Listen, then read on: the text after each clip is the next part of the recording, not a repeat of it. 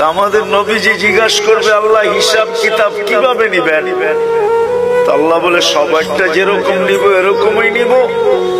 আমাদের নবীজি বলবে, যদি সবার সামনে আমার উম্মতের হিসাব কিতাব নেন তাইলে তো আমি তো লজ্জিত হয়ে যাব, কেননা আমার উম্মত তো দুনিয়াতে গুনাহ করছে, আমি তো লজ্জায় পড়ে যাব। আল্লাহ জিজ্ঞাসা করবে, তাইলে কিভাবে নিব? তো নবীজি বলবেন যে আমাকে নিতে দেন, আমি আলাদা ভাবে নেই। আল্লাহ প্রশ্ন করবে, আপনাকে যদি নিতে দেই তো আপনিও তো আপনার উম্মতের গুনাহগুলা দেখবেন, তখনও তো আপনার চেহারাটা লজ্জায় ছোট হয়ে যাবে যে তোমরা আমার উম্মত হয়ে এই গুনাহ করলা, তো করলা কি করে, ঠিক না? সত্য তো?